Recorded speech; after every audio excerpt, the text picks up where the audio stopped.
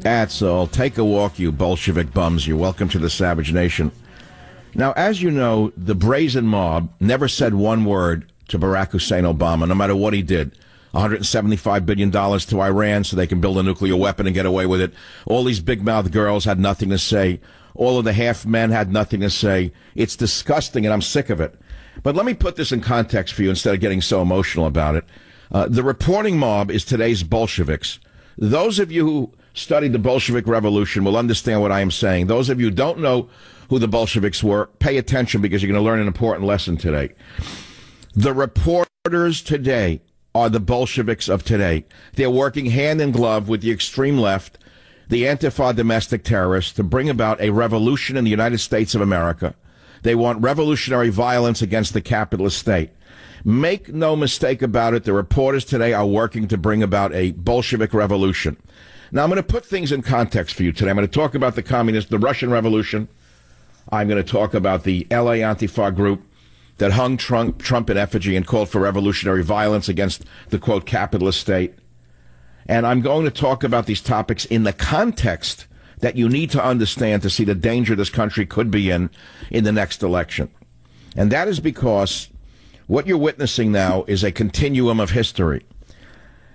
Obama was a reaction to Bush's Iraq war.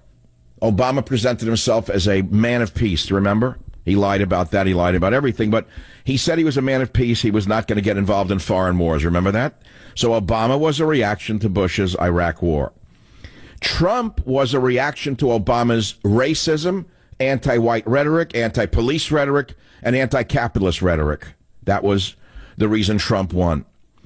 The next election, whether it's at the end of this term or another 4 years, which I suspect will be true, and I hope so, I suspect we're going to have a socialist candidate. Something on the order of a younger Bernie Sanders, if such a person exists. He's too old, he's too crumpled, he's too unattractive. But that rhetoric is what the left is now using to sell their bill of goods, as though it's all brand new and no one ever heard it before. And what they're doing, the Democrats, is appealing to the extreme left, the Antifa fascist wing of their party. Even Hillary Clinton the other day gave away what their new strategy is. Do we have that, Clint? Of Hillary Clinton saying that one of the reasons she lost was because she was a capitalist, if you can believe this. So I know what she represents. I know what the entire Democrat Party represents. Play it when you have it. I want them to hear this. You may be the only presidential candidate since World War II that actually had to stand up and say, I am a capitalist. And you did. Did it hurt you? Probably. I mean, you know, it's hard.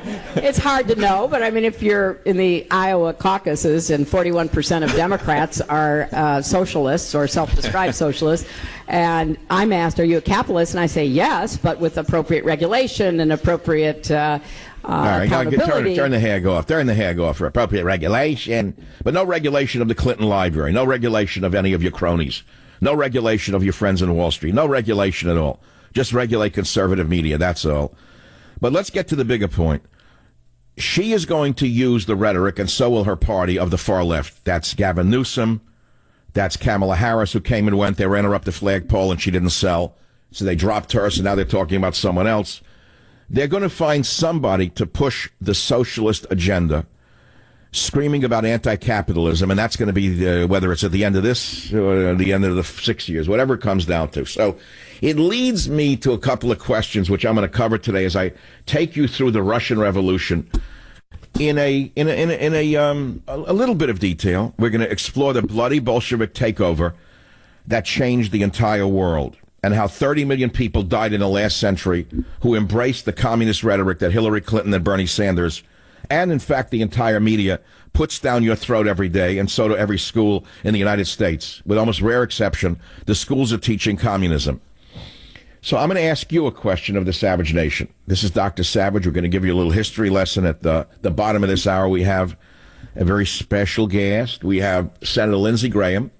And I don't have to give you a caveat that I've disagreed with him on certain things, which I have.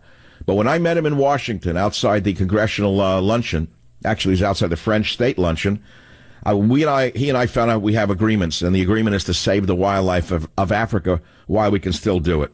He's going to be here with you. I'm not going to attack him. because I don't do that with guests. I'll leave that to the little men in the business who think that opening their big fat mouths and attacking everybody makes them tough as they sit there coughing their way through a show in a wheelchair. But the fact of the matter is, I don't do that to guests. I learned in the years that I spent in the Fiji Islands that the way guests are treated is with dignity and respect. So don't expect me to have him up here and set him up here and start attacking him on the border. If I find someone who is opposed to borders, language, and culture, but agrees with me in areas that I think are critical to the survival of America or survival of the animals in this case, I will collaborate with them. I will cooperate with them. I will work with them. That is how business is done in the world. Those of you who were never in business or politics don't understand that, is that you have to work with people who you may think are your opponents. At a certain point, you have to come together. Now, I did this in the past with Charles Schumer of New York on the Dubai ports deal, strangely enough, and I had him on the show. I wish we could get that tape. We'll do that Monday, where I said to Mr. Schumer, I said, it's funny how politics makes strange bedfellows, and we agreed on that, and we worked together, left and right, and we stopped the Dubai ports deal against George Bush. So Senator Lindsey Graham on the Savage Nation to discuss saving the African elephants. We're going to actually talk about Iran as well and some other topics. But the topic that I want to start going right now on my show goes back to the communists, the Bolsheviks, the reporters being overt revolutionaries, and that is the issue of revolution. Do you want revolution in the United States today? And what do you envision would follow if there was a so-called communist revolution in America? I'm asking you again. I'm opening it up to any one of you people, left, right, or center.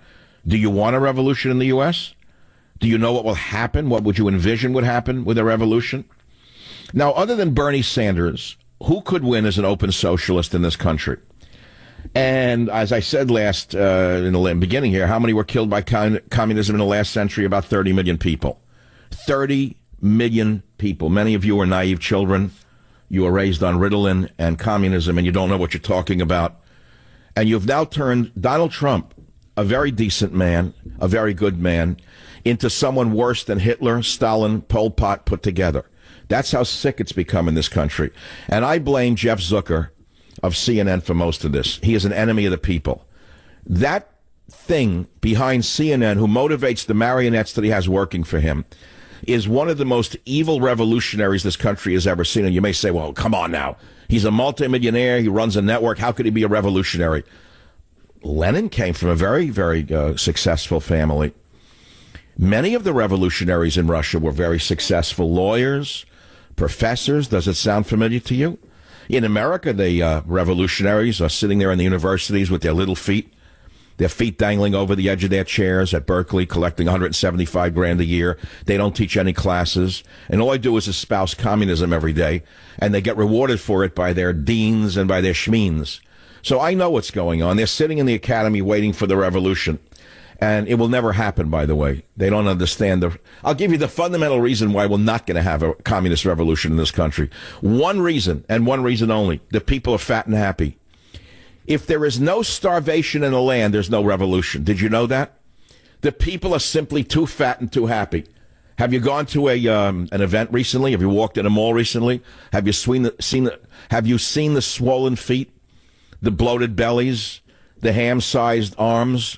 Do you understand what that means? It means the people are fat and happy. They're not going to revolt, ever. A revolt usually occurs when people are starving. There's no starvation in America. Remember a few years ago, the left was pushing the starvation rhetoric in the inner cities? That there was no starvation. There never was. There's an obesity epidemic. So obesity is the best friend of America.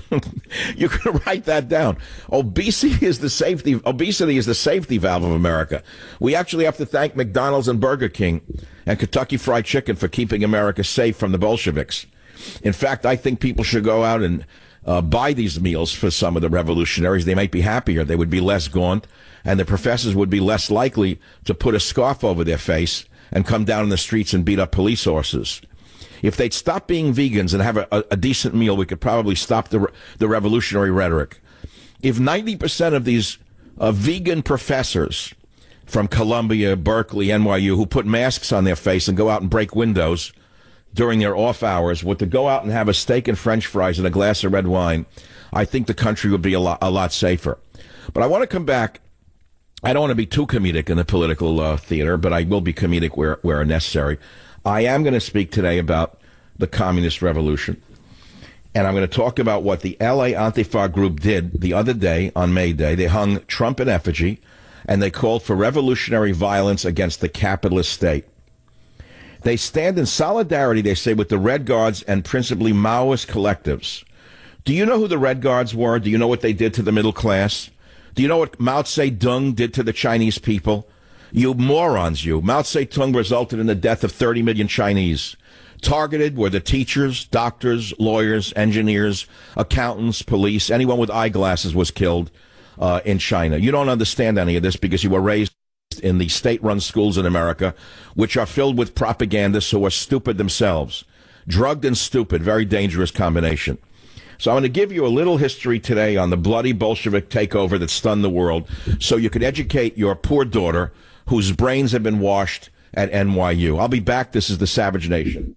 Join the Savage Nation. Call now, 855-400-SAVAGE, 855-400-7282. Savage. The Savage Nation is sponsored by Swiss America, the only company I trust with my financial future. Call 800-289-26. Concepts. Michael Savage here with a special offer for members of the Savage Nation who own homes in the South Bay Peninsula. Listen, my friends at Bayshore Plumbing are offering free crawl space plumbing inspections for a limited time. If you've noticed a bad sewer odor coming from the crawl space, Bayshore Plumbers will check it out for free. Bayshore Plumbers, a disabled, combat veteran-owned company, is simply the best. This is a family business run by a former Green Beret. They offer trenchless sewer line replacement, water main replacement, crawl space drain repiping, gas pressure test and repair, gas meter earthquake valves, and tankless water heaters. So listen, if your home is in the South Bay Peninsula, take advantage of this very limited offer now. Visit BayshorePlumbers.com and call to set up your free crawl space inspection or to ask about any of the house-saving services they offer.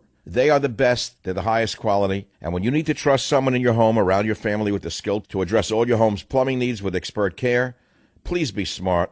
Go with the Green Beret at Bayshore Plumbers.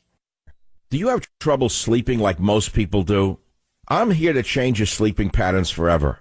I, myself, have never slept better since I started using MyPillow. I would toss and turn all night and never feel fully rested, but that's all changed once I discovered MyPillow the way I like it. MyPillow uses a patented technology that morphs perfectly to the type of sleeper you are. You create the pillow that's right for you, right on their own website. It's amazing, and of course, it's all manufactured right here in the United States and comes with a 10-year warranty.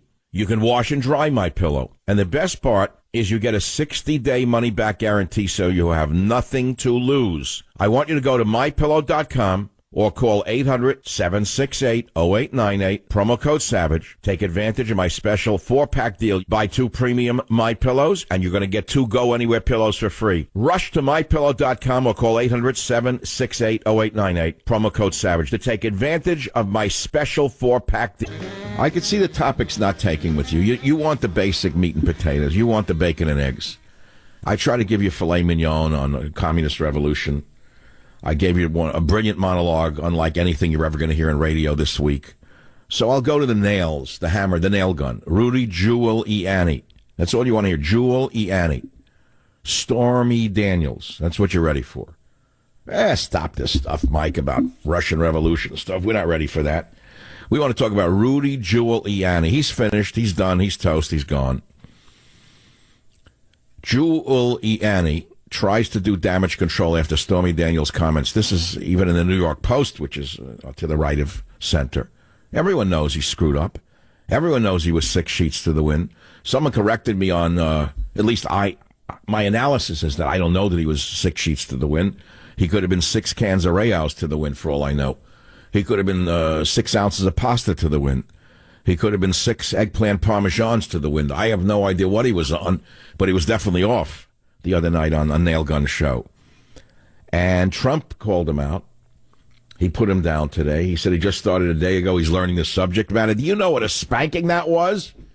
Don't tell me that Trump likes him. I think he's going to be shown the door very slowly. And he's going to be back dining with the Southern District of New York prosecutors who he was trying to appease on Wallbanger's show. He's past his prime. He did a great job in his day, but he's not sharp anymore. He missed it. He was slurring. Everybody saw that. So that's, you can talk about that. I mean, Stormy Daniels, that dirtbag. I don't even want to mention the name. Do you think do you think that my ancestors suffered through the plague and pogroms so that their descendant in the year 2018 could sit there and talk about a dirty whore or a stripper? Don't tell me adult film star. Don't even use those words around me. It's a disgrace to use those words about her. All the mothers in this country, all the decent women in this country, they have to watch this filth try to bring down a president. And why are they able to do it? Because of Zucker on CNN. Because of the deviants on MSNBC. The perverts and deviants on MSNBC would rather talk about a hooker and a stripper than talk about the jobs, than talk about North Korea, talk about victories. They'd rather talk about a filthy, disgusting degenerate. Why? Because that's where their mind is, in the gutter. That's where it's always been. See, that's the savage you want to hear. That's the one that Trump likes. When I raised my voice, which I didn't do in the White House, but once at Mar-a-Lago, I got worked up. He said, I like it. That's the savage. He likes the real. So I can do it either way. I can go either way, whatever you want. The high to the low, the upper, the lower. You want the uppers, you want the lowers. That's because I'm going to the dentist at the end of the day. We can talk about the revolution. No one called it, which I was surprised. When I said, do you want revolution in the U.S., no one took the bait. Not one socialist communist called the show and said, yes, I want revolution, and would explain how it would work. And then I asked you, other than Bernie Sanders, who could win as an open socialist? Not one call. And that shows you how diminished the talk radio audience has become. It's been so beaten up by the low IQ people in this business that all they can talk about are the one-dimensional topics. I can't play a one-string banjo. Do you understand that? I can't strum a one-string banjo for you. If I'm getting up here and I'm playing a Stradivarius for you, and you don't like violin music, I'm sorry, it's the wrong show for you. You got an option. You can listen to a one-string banjo. There's plenty of one-string banjos out there pretending that they're geniuses. You know, if you use the nail gun your whole life, you can only play a banjo once in a while with a broken string on it. Okay, I did it. Coming up next, since you don't want to talk about topics like this, boys and girls of the Savage University, we'll go to the next topic, which is Lindsey Graham's going to join us at the bottom of the hour. And I'm not going to entrap him. I'm not like you. We're going to talk about saving the elephants. Join the Savage Nation. Call now, 855-400-SAVAGE. Ladies and gentlemen, sure you could have harsh treatment to look younger, but why would you do that? Listen to Joanne from Connecticut. My husband looks 10 years younger using Genucel. He saw results the first day he used it. I have also had remarkable results. Can't be without it. So I want you to imagine the bags and puffiness under your eyes gone and watch those sagging, droopy eyelids disappear. That's years off your appearance. Genucel by Chamonix is an easy choice. Genucel contains natural ingredients for incredible results safely and quickly. It's as simple as that. In fact, with immediate effects, you'll see results like Joanne's in as little as 12 hours, or you get your money back. And from now until Mother's Day, order Genucel and you can try Chamonix's brand new Genucel Eyelid Lift for droopy, sagging eyelids absolutely free. Order now, and Chamonix will include a surprise luxury gift, also free. Go to Genucel.com, Genucel.com, or call 800-SKIN-891. Write it down, 800-SKIN-891. You call now, you get express shipping free. Call 800-SKIN-891. 800-SKIN-891, or go to Genucel.com. That's Genucel.com. Turn him off. Turn Dino off. I was in Washington. I ran into a gentleman who I verbally abused on this show many times, and we found out we liked each other, and we have common cause in saving the wonderful, great creatures of Africa. Senator Lindsey Graham, welcome to the Savage Nation. Thank you so much for being with us. Well, thank you. After meeting your wife, you can't be all bad. Oh, rim shot. You know, when we were separating, you and I did get along, and the funny part is, I said to you, how come we're getting along? And am I allowed to say what you said about your upbringing? Sure. Senator Graham, who's actually a very personable man, said to me, well, Michael, he said, I grew up in a liquor... Did you say you grew up in a... Did you say a liquor store? Or restaurant, liquor store, pool room complex. A pool room. You said you grew up in a pool room with a liquor store attached to it, and you learned how to talk to the average person, right? Oh, yeah. Sober and drunk. Well, no, it's an amazing thing in Washington to meet a real person who's willing to talk real. And rather than disagreeing with you, the time is so short to save these magnificent creatures. We are the last generation that can save them. It's that critical. Senator Graham, what can be done legislatively to stop the slaughter of these elephants? Well, you got to get to the root cause. They're killed for their ivory. They're killed for economic gain, and the poor people have no choices. We've got to prove the lives of the people they recruit and go after the poachers and put them under the jail. The African elephant is a majestic creature, and God will look disfavorably on all of us if we let it be slaughtered the way it's being slaughtered. So we're going to push back. Senator Graham, I know this is a passion for you. This is not just rhetoric. Who else in the Senate, on the Senate side, cares about these creatures? Well, once you get to know the elephant, everybody. So it's my job to educate people. Dianne Feinstein's been great. We formed a coalition of Democrats and Republicans. Again, you got to go after the root cause: extreme poverty, extreme despair over there, and give people something, a more hopeful life rather than taking money to go slaughter elephants. And the people who trade in the ivory, they're the scourge of the earth, and just have an international hammer on their head.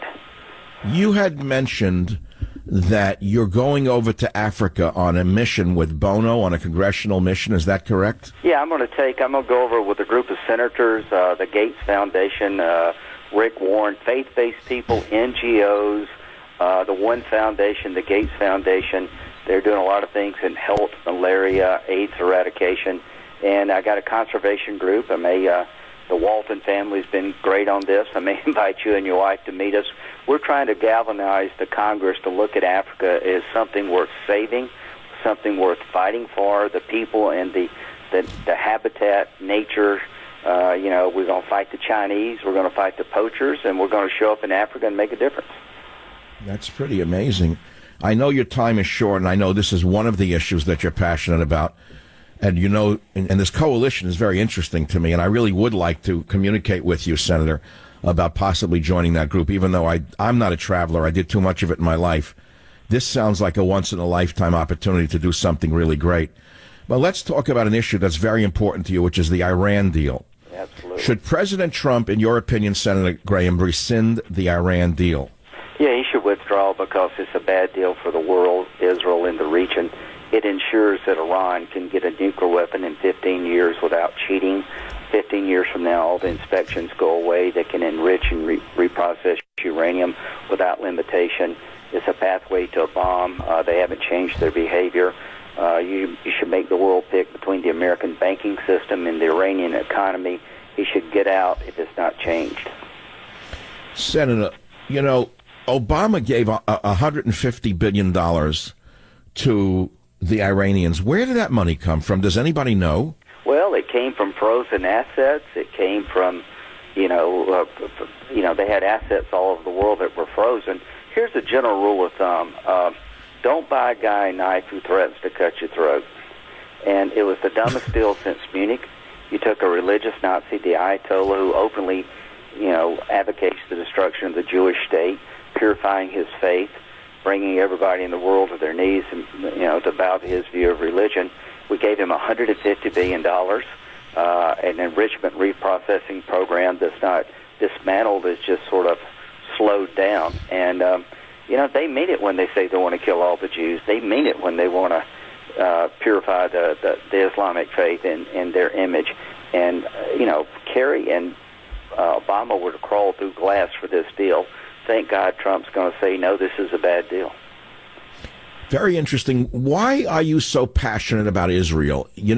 Are you raised in the Christian faith, I would assume? Yeah, well, there are more Baptists than there are people in South Carolina, Michael. And I love you. That's a funny line. So, but why the passion for Israel, Senator Graham? Well, it's not just religion, It's a democracy. It's the one place in the Mideast where you can vote for your leaders. The rule of law replaces the rule of gun. There's an Arab on the Israeli Supreme Court. They share our values. Every enemy of Israel is an enemy of America. And if we give an inch on Israel, we're next. So we need to stand by those people in the Mideast, our Israeli friends, who share our values, who live in peace with us. And the people who want to destroy Israel want to destroy us. And that's a pretty simple proposition for me. If you don't have Israel's back, you're making a huge mistake. So do you consider Iran a threat to the United States or just a threat to Israel? The more young Americans were killed by IEDs, cone-shaped IEDs made by Hezbollah in Iran than any other device in Iraq. If you don't think they're our enemy, you just need to listen to them. When they chant death to America, do you think they're just kidding? Do you think the Ayatollah's got a base problem? He doesn't have to get elected. When they say death to Israel, death to America, they mean it. The Ayatollah is a religious Nazi, Michael. People didn't believe Hitler wanted to kill all the Jews, but he did. The Iranian people are very cultured. They could be our allies. But this regime in Iran has got a mission to purify the Islamic faith, to get a land bridge from Tehran to Beirut. They want to destroy Israel, 160,000 rockets given to Hezbollah in southern Lebanon. And, they've killed Americans. If you don't believe they're our enemy, you're just not listening to what they say and what they do. No, I believe they're our enemy. I mean, I trust their rhetoric is coming straight from the Quran, which they take as the literal word of God. And they believe that Jews should be killed and the Christians should be brought to heel and turned into Muslims. I know exactly what they believe. So, but Senator Graham, what can be done to stop Iran in their revolutionary fervor to convert the world to this madness? Number one, isolate them like we did North Korea. Withdraw from the agreement unless you can make it better. There should be no limitation based on the passage of time. Their program should be held in abeyance forever. Inspectors should never leave. We should have their ballistic missile program subject to sanctions. Make the Europeans pick between the American economy and the Iranian economy. We need to help Syrian Arabs fight back against Assad, who is a puppet of the Iranians. We need a counter-Iran strategy throughout Lebanon, Syria. We need to help the regime in Yemen. Saudi Arabia push back against the Houthis or a proxy against Iran in Yemen. We need to punish them economically and help our allies stand up to them. We need to give Israel more weapons so they can deal with the threats coming from Iran and Syria and Lebanon through Hezbollah and actually Iranian Revolutionary Guard units inside of Syria. Give Israel more, stand by our Arab allies, and push back against Iran on all fronts. Wow! All I can say is let's shoot pool fast, Eddie. I mean, this is amazing. You're a man with immense knowledge of the subject, and you talk directly to the issue, Senator Graham. But before you leave us, and I know this is a short segment, just going back again to the African wildlife, could you explain to the average guy out there who thinks it's not a big deal to kill these creatures why it is a big deal? Well, number one, it says a lot about humanity. The bottom line, these are majestic creatures that are a gift from God to all of us. And if you can sit on the sidelines and watch a magnificent elephant and all the herds be slaughtered, then you've lost your way as a human being. It's a humanitarian issue. I think we need to stabilize Africa. From an economic point of view, Africa will make more money over time preserving their wildlife, and they will killing it. Terrorism is going to Africa. These vacuums that exist over there with extreme poverty, extreme ideology, and extreme climate. Saving the elephant helps stabilize Africa. Stabilizing Africa will create customers and friends rather than a breeding ground for terrorism. And it's the one thing that should unite libertarians, vegetarians, Democrats, Republicans. These are majestic creatures, and we have a duty to protect these creatures. Senator Graham, when I went and saw the president on that trip to Washington, which was the high point of my life when I met you, and I went into the president, I brought this issue up. And I said I met Senator Graham, and he's very passionate about saving the elephants and the lions. You know what the president said to me? And my wife will vouch for it since you brought her up. I mean, she's absolutely going to vouch for this. He said, are you telling me they're still bringing that garbage? He says, why would anyone bring that into this country? I think the president believes that he reversed the order and restored the protections, but that someone went around and undermined him. Well, there's an executive order. What we're trying to do is create legislation that will survive administrations, that will create legal regimes and penalties to go after the ivory trade and the poachers. Compliment the president for his executive action, but this is legislation that would have the force of a law beyond any particular administration, and I think could rally the world to a worthy cause. And if you see the elephants, if you spend any time in Africa, you will get bitten by the bug of loving that continent. And if you go to Africa and if the elephants don't move you, then you've got a problem. Senator Graham, when is this trip to Africa that you are putting together? The year, probably. I'm trying to get Ivanka to go. I'm trying to make, Africa's a great prize. The Chinese are all over the place, raping the resources and, corruption, bringing in Chinese workers. President Bush did a PEPFAR program to help eradicate AIDS and to save millions of young Africans from certain death. But conservation in Africa will help the economy of Africa. It is the right thing to do in terms of economic and environmental policy. I'm going to do it at the end of the year. But I'm trying to get Republicans and Democrats focused on Africa. Don't give Africa to the terrorists and don't give it to the Chinese. Well, the president knows, because I bugged him on this issue for about 6 months now, and I bugged other people, the vice president, chief of staff. They know how passionate I am on this. I've been working in the environmental area for 40 years. I would like you to consider bringing me along, because I would be a great asset for you. Oh, yeah, man. I'm trying to put the coalition from hell together. I'm trying to get liberals, conservatives, middle-of-the-road people, faith-based community, business people. It's good business. A lot of customers in Africa. It's the fastest-growing population on the planet. There's a lot of money to be made, a lot of power lines to be run, a lot of goods to be sold. I would like to preserve the environment over there, just to have some favor with God, if nothing else. So I hear you. No, I hear the center of it. God, Faith, and Reason. That's the last book I wrote, and I know that what the word dominion means in the Bible is often misinterpreted by people who think it means slaughter and subdue. It means protect. It means protect. It does not mean slaughter. Senator Graham, I know that you have to go, and I know we're going to talk again before the end of the year. And if there's a spare seat in that airplane, I'll even sit in the back of that airplane. Well, you need to be part of this coalition, because your voice added to this coalition can make a difference. We're going to get this done because it's the right thing to do. I love it. So we will shoot pool fast, Eddie, on saving the elephants. Adios. Adios, amigo. This is the Savage Nation. What a great, great time I just had. And you see what happens with people when you get to know them. He's not for the borders. He's against Trump. Well, maybe you're wrong. Maybe the stereotypes that the media has put out about me, about Donald Trump, even about our opponents, are just stereotypes. Let's talk about the whole person, not pieces. I'll be back in a minute. I'm Michael Savage. Join the Savage Nation. Call now, 855-400-SAVAGE, 855-400-7282. Savage. The Savage Nation is sponsored by Swiss America, the only company I trust with my financial future. Call 800-289-2646 or SwissAmerica.com. Not long ago, it felt good to withdraw your cash from the bank, to expand the business, to go on vacation, to buy a new car, remember?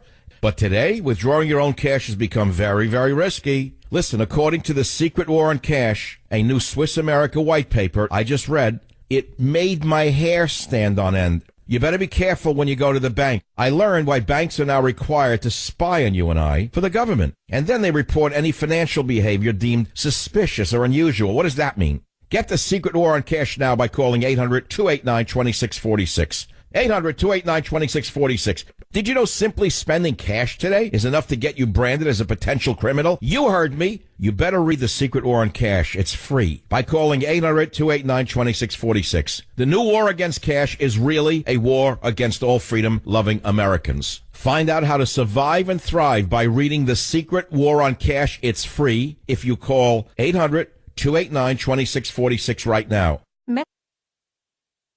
I love bed. Let me tell you, so I'm still living, and falling into bed has taken on a whole new meaning ever since I started sleeping on my delicious, delightful Casper mattress. Their engineers have created an exceptionally comfortable sleep experience. You get one and you'll understand why it's the internet's favorite mattress. Casper has created 3 unique mattresses to help you sleep cool and comfortable around the year. The Wave is engineered to relieve pressure at 36 different points. The Casper mattress is more breathable and comfortable than ever. And the Essential mattress is innovation at a great price point. All of them designed to coddle and comfort your every move. And they all provide the perfect support for every position you sleep in. So find out why Casper has hundreds of thousands of happy customers like me. Try your mattress for 100 nights in your own home. You heard me. 100 nights in your own home with free shipping and returns. You can't beat that. You go to Casper.com, you use code SAVAGE, and you're going to save $50 on the purchase of select mattresses. You heard me right. That's Casper.com, code SAVAGE to save $50. Terms and conditions apply. See site for details. You that your circulation is about as important as it gets in your body. And you know why? It's crucial to energy, stamina, gets oxygen and nutrients flowing throughout your body, helps you exercise, recover quickly, even your everyday activities. And I've told you the best thing to do to promote healthy circulation other than exercise is drink Super Beets. Super Beets promotes the body's own natural ability to produce healthier circulation for increased energy and gives you stamina all day long. Only Super Beets is made from beets that they grow to a very exact standards, and then they concentrate these crystals for you. So if you want to improve your circulation, simple, call 800-481-0504, 481-0504, or go to savagelovesbeets.com. And with your first order, you're going to get another 30-day free and indicator strips to show you how Super Beets is working in your body, and free shipping. So call 800-481-0504 or go to savagelovesbeets.com today. Now, I just had a great interview with Senator Lindsey Graham, and I'm so happy that he was on the show because I think you understand where I'm coming from, which is we've got to cooperate even with people you call rhinos to get anything done. So if you find one aspect of your political views that you can share, what you do is you make an alliance with that individual. And then you learn together. Maybe you can move him on the border. Maybe I can move him on other things. Or maybe what you've heard is not what we think he is. I think that he did a great job, and I think he was very honest, and I'm going to have him back again, and I probably will consider going to Africa with them. I hate traveling.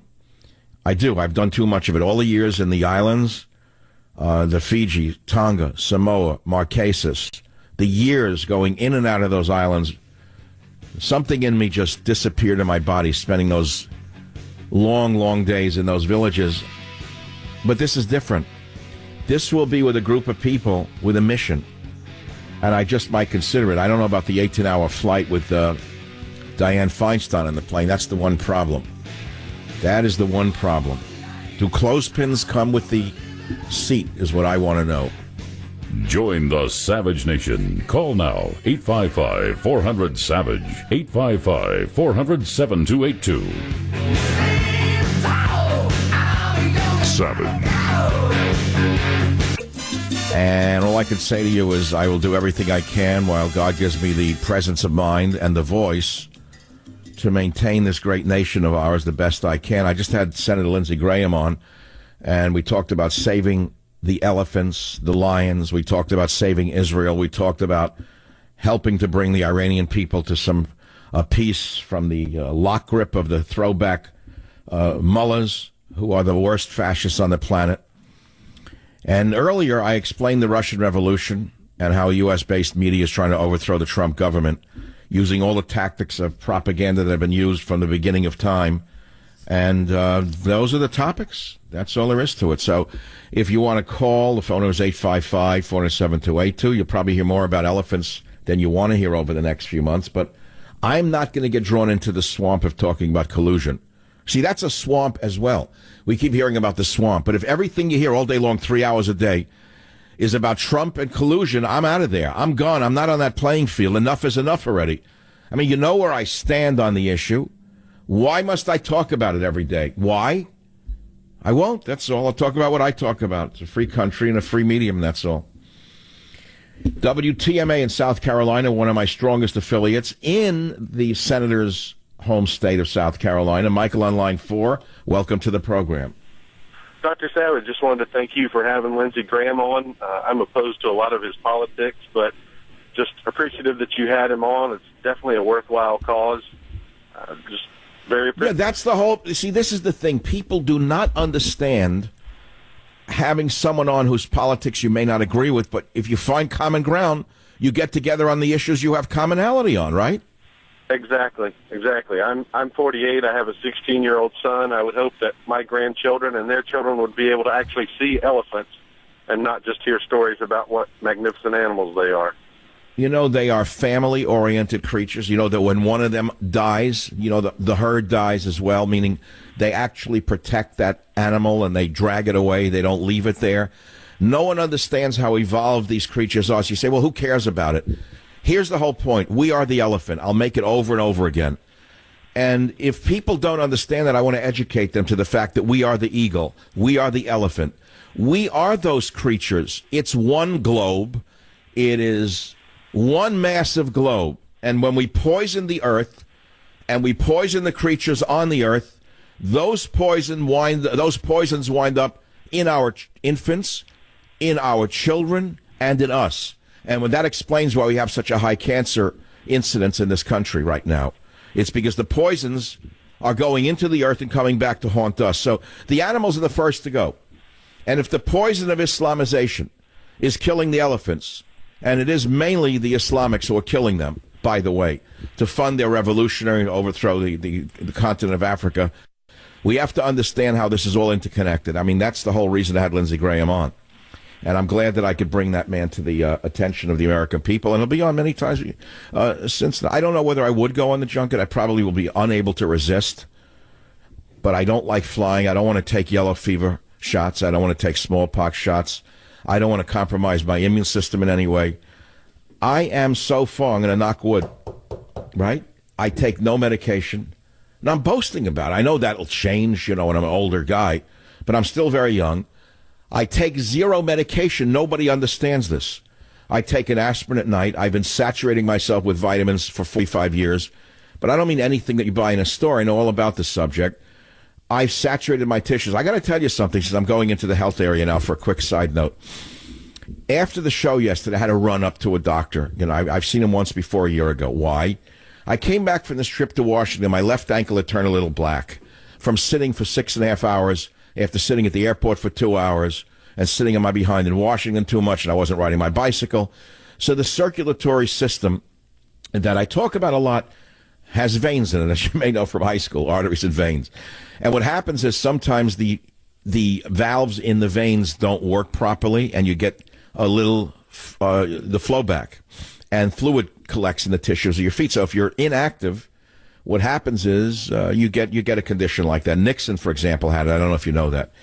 All right, so I went to see this guy yesterday, very fine doctor. He's a cardiologist by training, but he went into this whole field of phlebotomy. And I had him do a ultrasound of my left thigh. So you don't want to hear about it? Let me explain this to you. I did it for two reasons. One, I wanted to see if this thing had gotten worse in the year, and it didn't. That's number one. And he said, you don't really need to do anything. Just do what you're doing.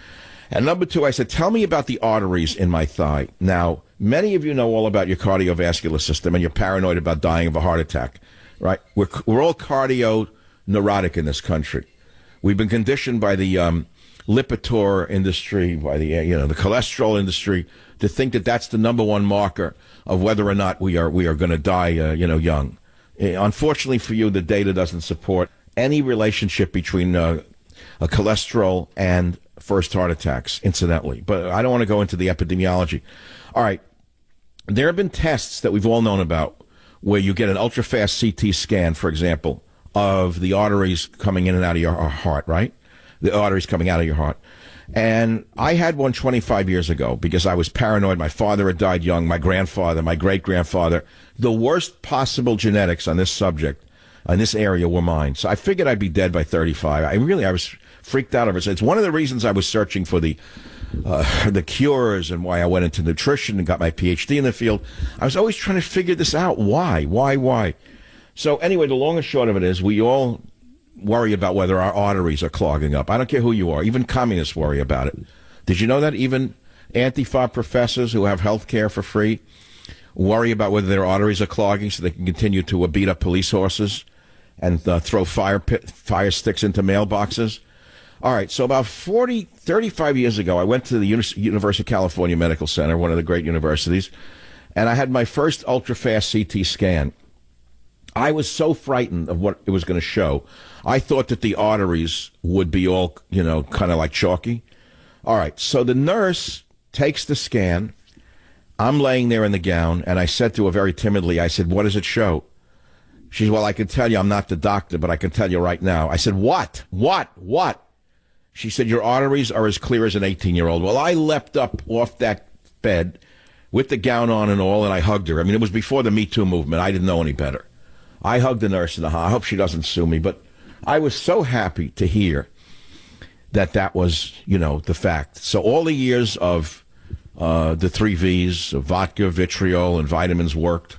The high doses of garlic and mega doses of vitamin E, mega doses of ascorbic acid, mega doses of the right B vitamins. I knew what I was doing based upon great knowledge that has been passed down to us and been pushed aside by the medical establishment. All right, but I haven't had another scan of my arteries since then. But I went in for the leg thing about 9 months ago, and as he was doing the scan of my leg to see what the veins looked like, he said, those are your arteries. Of course, right next to him, you got the veins and the arteries. I said, wait a minute, you can actually visualize the arteries? He said, yes. He said, this is now how we're now analyzing people's cardiac profile to some extent by using this method on their thighs, because you got huge veins and arteries running through the area.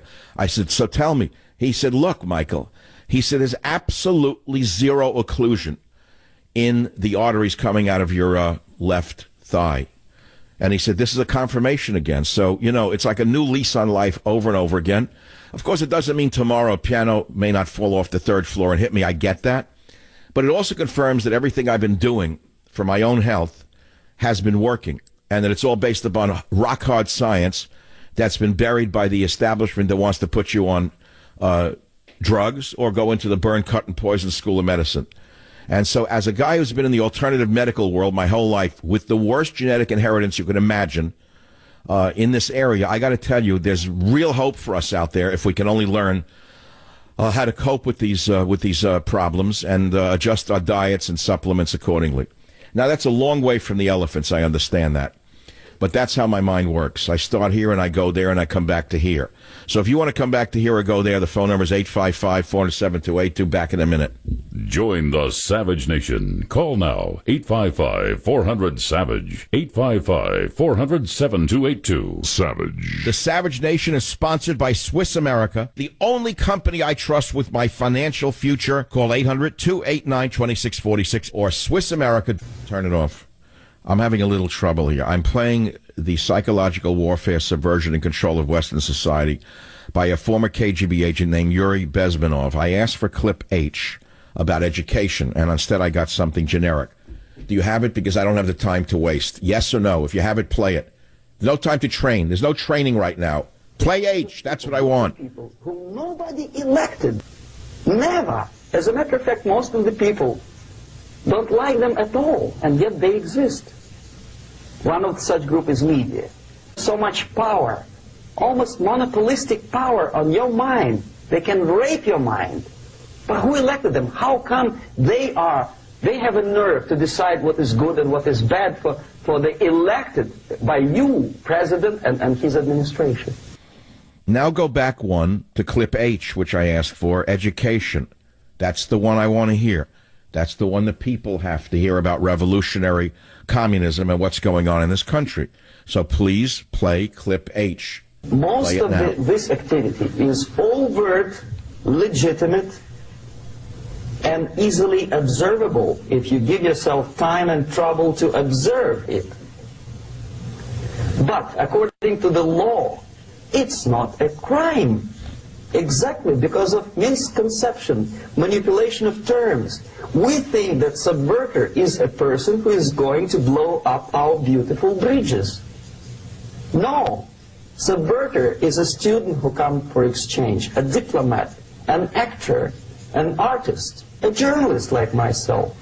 Education. Distract them from learning something which is constructive, pragmatic, efficient. Instead of mathematics, physics, foreign languages, chemistry, teach them history of urban warfare, natural food, home economy, your sexuality, anything, as long as it takes you away. See, this man knows Psychological Warfare, Subversion, and Control of Western Society by Yuri Bezmenov, a former KGB agent, which brings us back to a subject I introduced at the beginning of the show, which is about revolution. And I try to explain to you that there are revolutionaries in this country, mainly in universities, hiding and safe behind tenure. Their feet don't touch the bottom of their chairs. Many of them are sick in the head and sick in the body. And they collect huge salaries at Berkeley, Harvard, Stanford, you name it. Mainly in the weak subjects, social sciences. They've also perverted English itself. There's almost no English being taught anymore. It's being taken over by people who have no aptitude or no literacy whatsoever. They've infected the universities with their illiteracy. And instead they take these wonderful, wonderful chairs and they teach garbage.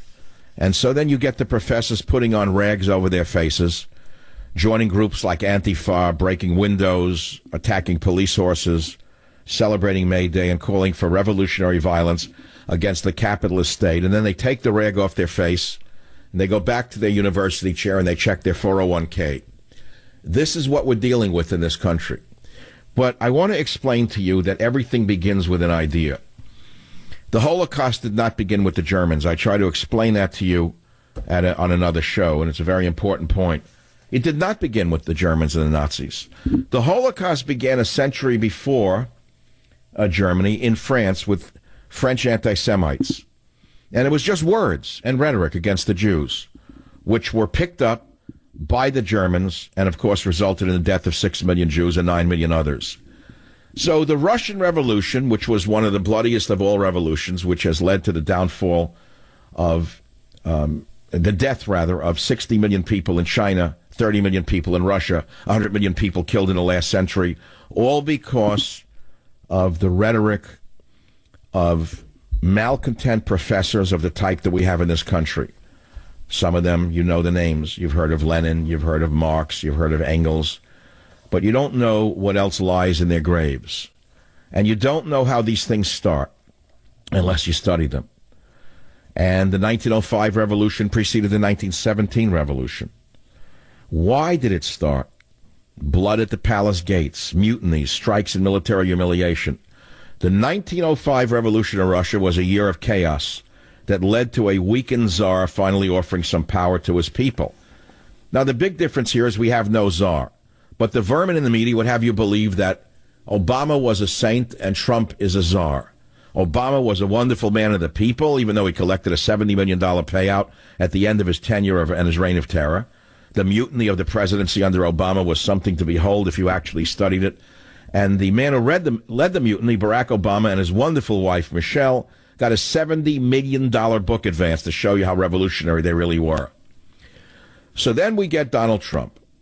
Donald Trump, for all his flaws, for all of his mistakes, is not Hitler, he's not Stalin, he's not Pol Pot, and yet the vermin in the media would have you believe he's worse than all of them put together. And the dummies who go into the journalist profession had nothing to say when Obama gave $150 billion to Iran so they could destroy Israel and then the Western world. They said nothing about it. All of these big-mouthed girls who suddenly found their voice. Mr. President, blah, blah, blah. They were sat like mute little mice. $150 billion given to Iran. Suddenly they're all brazen. Why? Because their bosses are the communists of today. That's why. Join the Savage Nation. Call now, 855-400-SAVAGE, 855-400-7282. The foul scent of revolution can be smelled on American campuses. The children don't know what they're really talking about. The children are brainwashed by the professors who tell them it's about equality or anti-racism or anti-fascism, when in fact it's the Bolshevik Revolution. And the old-timers, the sourpusses who are jealous of the men who have done better than them, mainly they're on the campuses, those men jealous of the men with better cars, better shoes, and better wives, are little mini Lenins. So we're going to look at the revolution that's brewing in America, because I'm telling you as I sit here that other than Bernie Sanders, there's going to be someone who's going to run as an open socialist. It happened once before. Whether that socialist could win at this time is another question. And as I said earlier, with the prosperity of the nation today, it's unlikely any of these fools can get anywhere. There's no mass hunger. Unemployment is a very low level. So they're in the smallest minority right now politically. But nevertheless, the rhetoric is very hot in the media. You turn on MSNBC or CNN, it's fundamentally Bolshevik rhetoric day and night. And the little women of CNN, the little women of MSNBC are suddenly brazen towards Trump in a way you could never imagine. These little mice had nothing to say to Obama no matter what he did, but they're all fired up now if Trump says one word. So let's look at the father of the Russian Revolution, or the Bolshevik Revolution, and the Soviet Union, was a man named Lenin. His real name was Vladimir Ilyich Ulyanov, and he was born in 1870. But whether you may not know it, he had no real working class credentials. He faked them like Hillary does. He faked them like Jerry Brown does. All of the communists of today, all are faking their working class credentials. In fact, Lenin's credentials were all false. His father had in fact in 1882. He came from a prosperous family. Rose to middle-class status as an education administrator, and the Order of St. Vladimir was conferred upon the father by the status of minor nobility. His mother was a teacher, so he came from the upper middle class, but he made believe he was one of the working class, which is what they do in Hollywood day and night. They ape the working class, but they're really from the upper class. And there's no change under the sun. And, I'm trying to give you a little background of what I'm going to do in my book called Mass Hysteria, which will be out in October. I'm going to show you the long history and the lineage of the lies that we are facing right now, where they come from. But let's fast forward about Lenin. He became a lawyer. He was a fervent Marxist revolutionary along the lines of those at UC Berkeley. And he went along and he got a little law practice. It didn't work. And he translated the very important political treatise, the Communist Manifesto, which was written by Karl Marx and Engels. He translated that book into Russian from the original German, and he continued to study and devour leftist political writings. Unfortunately for the world, he was a fiery orator and extremely committed to revolution. He transcended his time, and it led to 30 million people dying. There's so much more, of course. You can't do a thumbnail without missing so much. But you've learned a little bit so far, which is that Lenin was a phony, like most of the people in Hollywood and most of the people in the media, who are trying to foment the revolution. Now, there was another name that you should know, which was Trotsky, Leon Trotsky. He was the revolution's right-hand man. He, unfortunately for him, was exiled and murdered with an axe to his head in Mexico. But the big difference between then and now, there are so many big differences, is there was oppression by the Tsar, while there's no oppression here. All the garbage you hear about oppression is the reverse of the truth. The drug dealers came up with a new phrase about oppression. The drug dealers got the mobs to start screaming that the police are fascists. The drug peddlers came up with a good bill of goods that they sold to the American students who marched with them and calling the police fascists. So the winds of communism are running pretty briskly in some quarters of America. Fortunately, under Trump, they've died down to a great extent. Under Obama, they were fanned. Hundreds of millions of dollars were poured into these communist groups by George Soros and by the U.S. federal government itself, under Eric Holder, under Barack Obama, under Valerie Jarrett, even under Hillary Clinton. They were feeding these armies of liars. And so you were starting to think that this revolution was going to actually take hold. And fortunately for us, it did not. So now we're facing the times that we're living in right now. And I want to talk a little bit more about revolution, a little bit here and a little bit there, because it's all part of the mass hysteria of our times. But it has historical roots. That's the whole point. And you need to know what they are in order to avoid the bloody Bolshevik takeover that occurred in Russia in this country of ours, when you got an old crackpot like Bernie Sanders espousing a government job for everyone. What do you think he is? What do you think Bernie Sanders is? A con man. An old, lazy con man, a very clever one at that. A corrupt, old, lazy con man who has somehow Pied Pipered his way into having the young people thinking he's some salvation. And that's what I want to say about that. Now, if you want to talk about the Lindsey Graham interview and elephants, you can do that. The phone number is 855-407-282. If you want to talk about what life was like behind the Iron Curtain to the people who are listening, if they really want to listen, you can. But remember this, Trump is doing such a great job on the economy that there's almost no traction of the left in the country right now. Unemployment's 3.9%. Black and Hispanic rates hit record lows. So the economy is booming.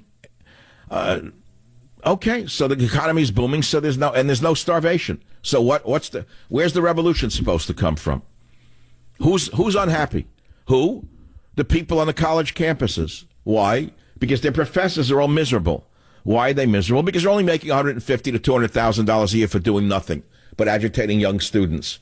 And so it's not enough for them. They're jealous of those in Wall Street. They're jealous of their brother-in-law who went into business. They're jealous of their son who considered them an old crackpot and outdid them. And so they continue to destroy the children's minds about oppression and fascism. And the kids go out and they follow the lead on it. They come up with garbage about global warming, which didn't sell, so they change it to climate change. Everything they change. And they don't know what to do with themselves right now because the economy's too good. So the likelihood of revolution right now is very low. Nevertheless, the other day on May Day, the Los Angeles Antifa group hung Trump in effigy, called for revolutionary violence against the capitalist state. And they went out there with a dummy and they hung it. And they want to create real political power. And they said things such as, we must carry out military actions against the enemies of the people. A member of the L.A. cell of the Red Guards said in a speech published on the group's blog. And what are the Red Guards? The Red Guards are a group of murderers, a Maoist group that wants to duplicate in the United States the terror and murder of Chairman Mao's Red Guards inflicted on China during the Cultural Revolution of the 60s and 70s. Now, they call themselves anti-fascist when, in fact, they are the fascists. They are the killers. Around the world, hundreds of thousands of leftists mobilized for the annual International Workers' Day on May 1. And they made it about social justice causes. And they celebrated communism. There were celebrations in France, Turkey, Puerto Rico, which turned violent. While in the United States, they were calm because these people are not really what they claim to be in one way or the other. And most of them are well-fed and happy. 3 Red Guards members in Charlotte, North Carolina, and 4 Red Guards members in Kansas City, Missouri were arrested for protest-related violence. However, most of us ignored them because their far-left activities were basically benign. But nevertheless, everything starts with an idea. They want political violence against their perceived enemies. They encourage armed insurrection against the U.S. government. And, of course, their fellow travelers in the media are now agitated about Hitler. No, they're now agitated about who? Donald Trump.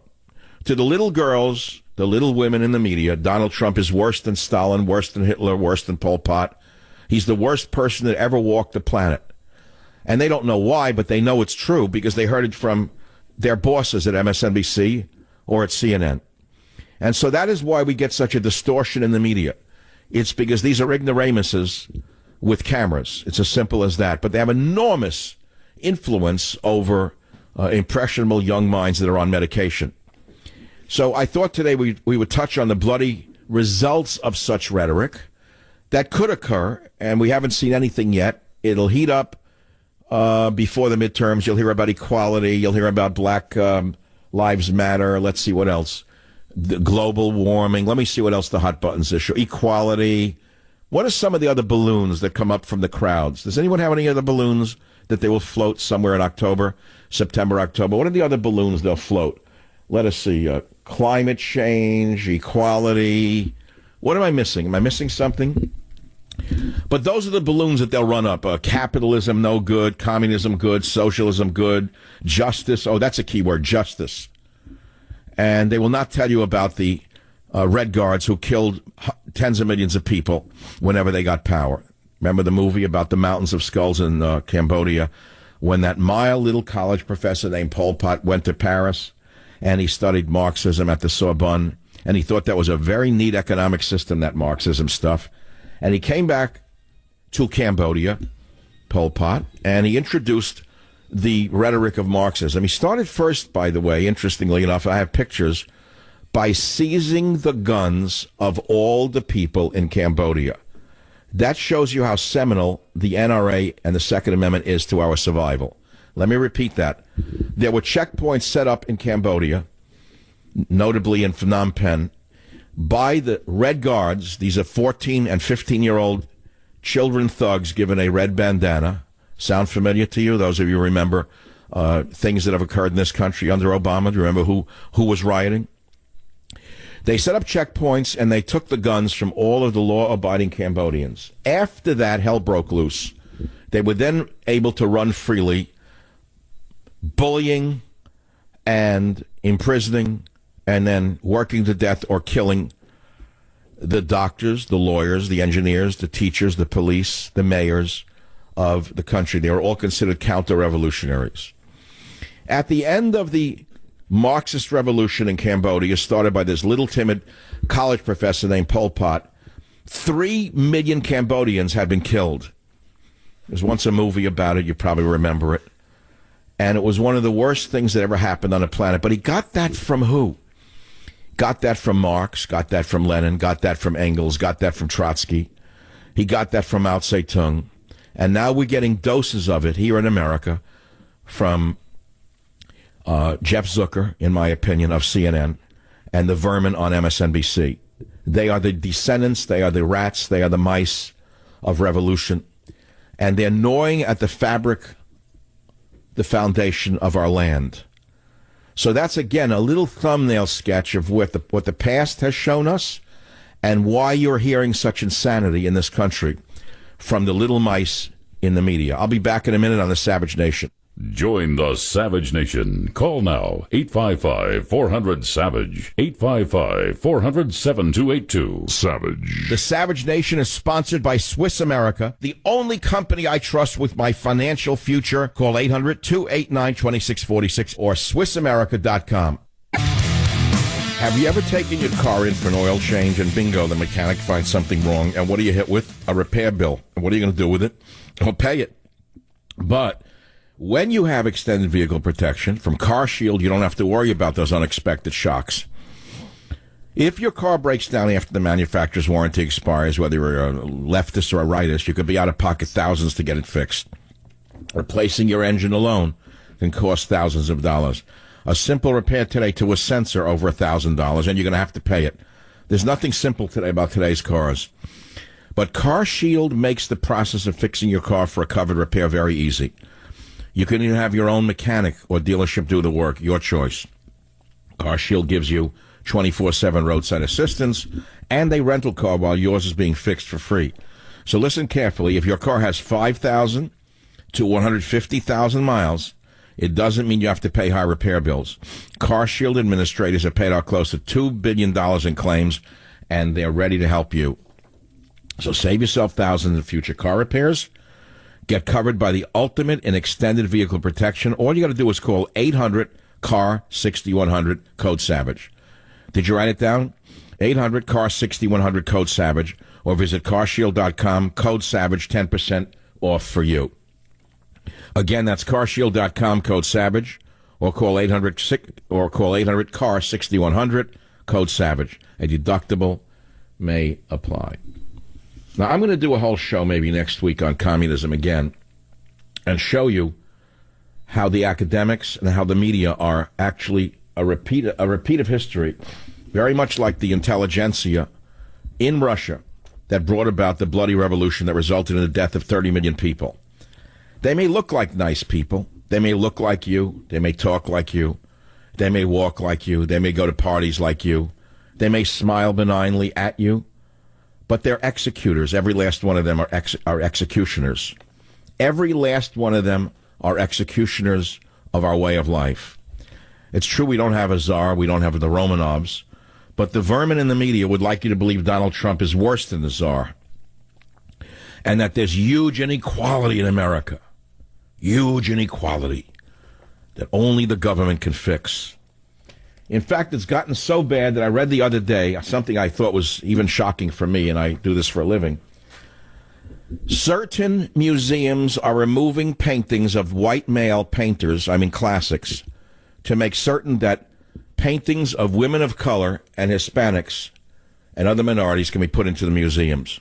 No reference to the quality of the paintings, of course, just to the fact that the painter may have been a person of color or a woman. If you don't understand that this is communism under the guise of equality, then I'm going to teach you that equality is a code word for revolution. and that equality is a code word for a violent revolution that's occurring first on a social level and then eventually on a physical level. And I've got to educate the world while I still can. It's one of the things that motivate me every day that I get up.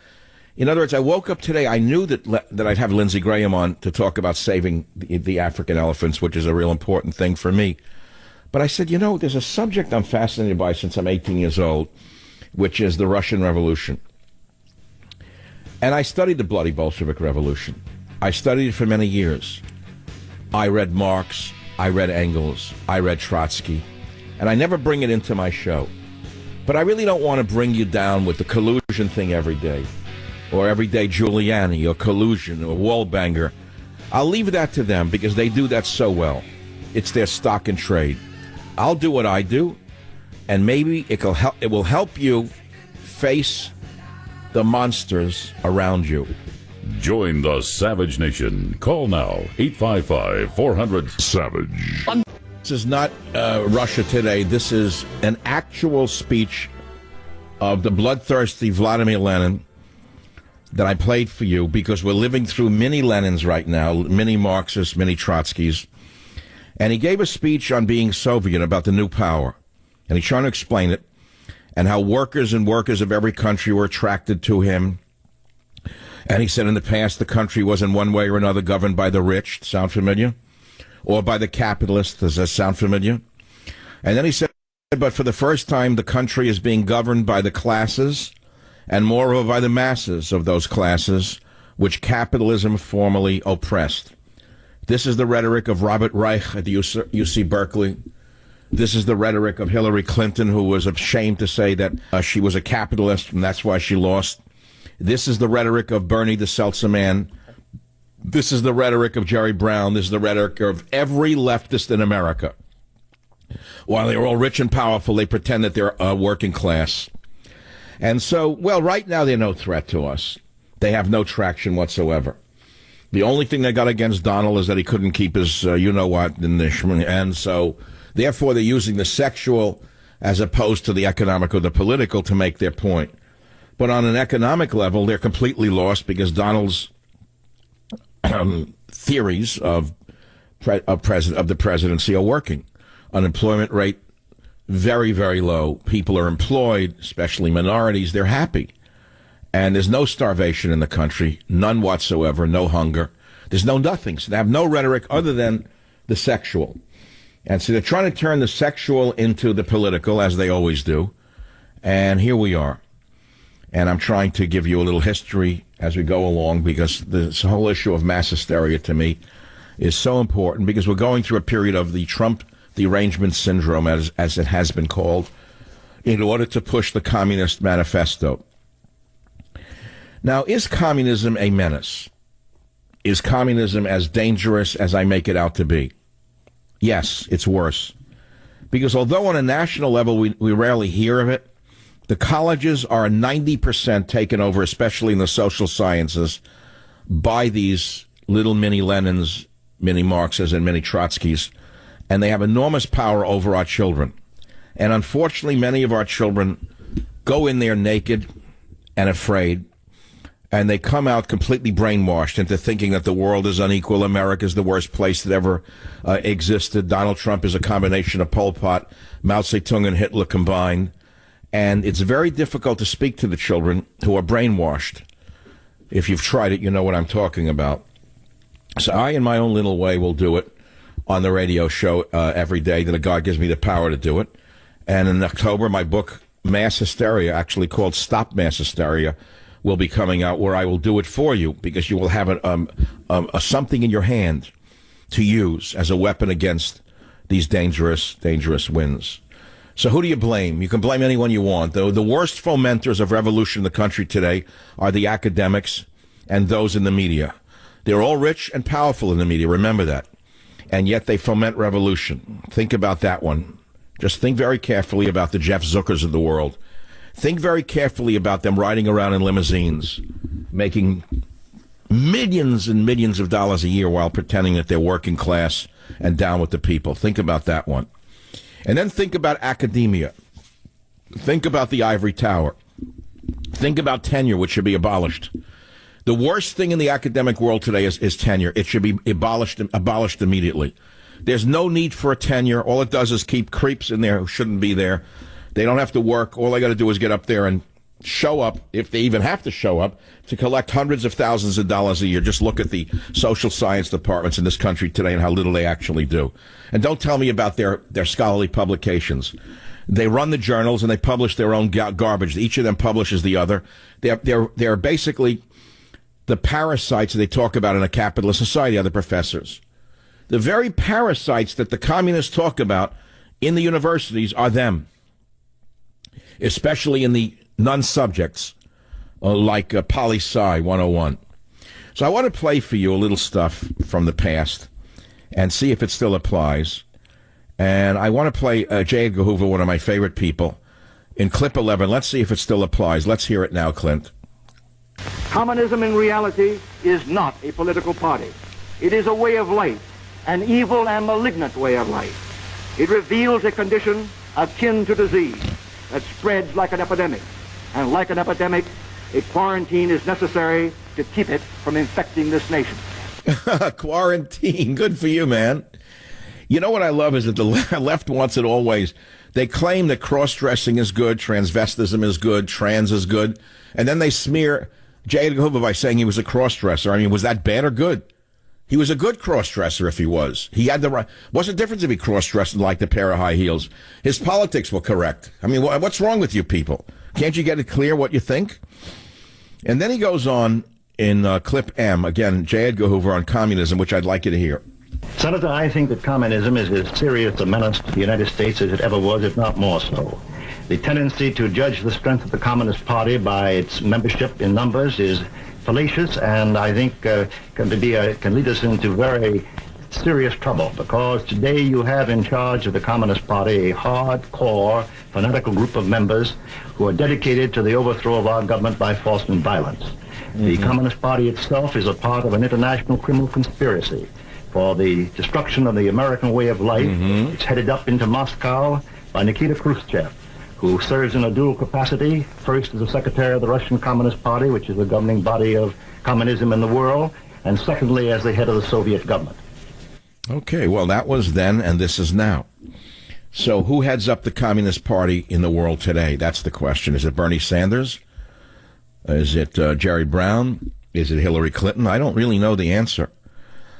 But the point for you to understand is that the utopian socialist ideals that the left espouses, history will show you that once they got power, once they seized power, these utopian socialist ideals were compromised once these people were in charge. And they started to arrest people and kill people. They passed legislative acts, decree on peace, decree on land, decree socialist homeland is in danger, one decree after the other. And what it wound up doing is imprisoning the Russian people. And then it spread to China, and then it spread to other countries, and now it's spreading in the United States of America. And it led to the killing of 30 million people. So as I say, these benign professors at Berkeley or Harvard or NYU who sit there collecting $175,000 to $250,000 a year for doing nothing but poisoning the minds of your children are very, very dangerous indeed. They're trying to loot the treasure of this nation. They're trying to loot the very freedoms of this nation. And although right now they have no power whatever because they're out of power, watch what happens in 2018 and 2020. This is the Savage Nation trying to bring a little light to the darkness of the media. I'll be back in a moment to take your calls right here on the Savage Nation. Join the Savage Nation. Call now, 855-400-SAVAGE, 855-400-7282. Savage. The Savage Nation is sponsored by Swiss America, the only company I trust with my financial future. Call 800-289-2646 or SwissAmerica.com. I'll bet you don't spend much time thinking about your circulation, but you really should. You know why? Because good circulation is crucial to energy and stamina. You see, it gets oxygen and nutrients flowing throughout your body, so you can exercise longer, do more everyday activities, and recover more quickly. So what can you do to promote healthy circulation? You can drink Super Beets. Super Beets promotes the body's own natural ability to produce healthier circulation for increased energy and stamina all day long. Only Super Beets is made from beets grown to exacting standards. That's important. They are then concentrated into superfood crystals. So, to improve your circulation, all you got to do is call 800-481-0504, 800-481-0504, or go to SavageLovesBeets.com. Listen to this. With your first order, you're going to get another 30-day supply of Super Beets for free, plus indicator strips to see how Super Beets is working for you, and free shipping. You can't beat the deal. Call 800-481-0504 or SavageLovesBeets.com. Ladies and gentlemen, sure you could have harsh treatment to look younger, but why would you do that? Listen to Joanne from Connecticut. My husband looks 10 years younger using Genucel. He saw results the first day he used it. I have also had remarkable results. Can't be without it. So I want you to imagine the bags and puffiness under your eyes gone and watch those sagging, droopy eyelids disappear. That's years off your appearance. Genucel by Chamonix is an easy choice. Genucel contains natural ingredients for incredible results safely and quickly. It's as simple as that. In fact, with immediate effects, you'll see results like Joanne's in as little as 12 hours, or you get your money back. And from now until Mother's Day, order Genucel and you can try Chamonix's brand new Genucel Eyelid Lift for droopy, sagging eyelids absolutely free. Order now, and Chamonix will include a surprise luxury gift, also free. Go to Genucel.com, Genucel.com, or call 800-SKIN-891. Write it down, 800-SKIN-891. You call now, you get express shipping free. Call 800-SKIN-891, 800-SKIN-891, or go to Genucel.com. That's Genucel.com. You're listening to the voice of one of the most violent madmen in the history of the world, and that is Stalin. A Soviet election speech where he says that the elections, comrades, is a national holiday of the workers and our peasants and our intelligentsia. And he said, never in the history of the world had there been such really free and really democratic elections. It was a complete lie, of course. He had imprisoned, tortured, and killed hundreds and hundreds of thousands of Russians at that point. A madman, a murderer. And the ignoramuses in the media instead focused on a hooker and $130,000 payment. They had nothing to say when Obama transferred $150 billion to Iran, the Muslim mafia state of Iran, by the way. The Muslim mafia state of Iran was not their business. But Donald Trump's indiscretions is all they can think about. And so here we are. We're the people. We're stuck listening to this. Let's take the callers. Carol on SBA in Pennsylvania. Line 3, go ahead, please. Your program means the world to me. My grandfather lived in Bohemia, which became part of Czechoslovakia. In 1911, he heard that, I think it was Lenin or Marx was coming for Czechoslovakia, and he was a merchant marine, and he escaped. And I thank God every day that he did. He went back in 1965, and the country was still the same way as it was like in the 1900s. No refrigeration. I understand. That's right. Only when capitalism was introduced to Russia did the people finally have a chance at a decent life. And, of course, it's a mixed economy, as it is in many places in the world, as in China. It's a mixed communism, capitalism. The problem here is that there are those in the government who want to mix our capitalism with communism, and they're doing a very good job of it, one way or the other. Now, the most dangerous man in the world, in my opinion, is George Soros, because of the groups that he funds that want to foment violent revolution. There's no mystery about it. Just trace the money, and you'll understand why this madman would do a thing like that. I will never understand. He's had it so good here. His family's never had it better. Why would he want to bring this nation to its knees? And why would he foment revolution? That's something only a psychiatrist can answer. Again, we're talking not so much about today or of yesterday. I'm trying to show you how the media is the subversive movement of today. The media are subversives. Fundamentally, they're subversives. They're not anything but subversives. Everything they do is aimed at bringing down a duly elected president and bringing down America. They had nothing to say when Obama was president, whose offenses were many, not solely giving $150 billion to Iran.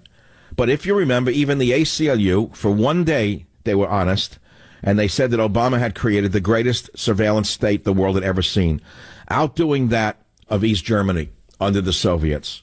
Obama brought about a surveillance state in this country unlike any ever seen in the world. And all of the loudmouth women and men of the media had nothing to say to him. They were speechless. They were so respectful and so terrified of him, they said nothing. Trump, they are so brazen. If I were him, I wouldn't even give a press conference ever again. I wouldn't let any of these people near me. They're like little mice. That's all they can do is yap, yap, yap, and try to intimidate him. Now, I mean, I could talk about Giuliani and Trump saying Rudy's a great guy, but he's got to get his facts straight. Many of you didn't know I was ahead of the curve, but I was. I said yesterday on this show and on Twitter, I'll go back and say it right here. I don't trust Giuliani. He's from the SDNY. He's throwing curveballs. That was on May 2nd. And then I wrote on May 2nd, Judas Giuliani playing for the Dems, where he contradicted both Cohen and Trump. That was yesterday. And then yesterday, May 3rd, I said, why did Giuliani throw Jared Kushner to the wolves? That should never be forgotten. Giuliani went on Wallbanger's show and they stabbed Kushner in the back. Never forget what I just said to you. Don't forget that. I don't care what anyone says to you. This was a setup to destroy Kushner. But it didn't go anywhere because the president didn't take the bait. But don't miss what he said. Giuliani said the other day, but men, they're expendable. They're disposable, like a tissue. That's Giuliani. He won't be there that much longer. He'll be back at Rayau's having a half a bottle of wine every afternoon, in my estimation. Not a bad place if you can get in. He's a regular. He's been there for years. The 12 tables. They got a great sauce, too. I was shocked the other day to learn that Don Jr.'s wife's family owns a piece of Rayau's. So every time I eat that sauce, it's pretty good to know. It's good stuff, but I can't get into Rayau's because I don't want to get in there. All I want to do is eat the sauce in my own house while watching Narcos at home with the curtains drawn and the Glock loaded. What more do I need? Why would I want to go out to a restaurant these days? Television is so good, there's no reason to leave the house after work. Aside from bicycle riding and playing, I mean, there's nothing for me out in the world anymore. I was in Washington. I came back with mild phlebitis in my left leg from the long flights. Who needs it? If I go to Africa, I'm DOA I'll come back like in a casket from that trip. Could you imagine if I'm on that plane 18 hours? Does it even stop?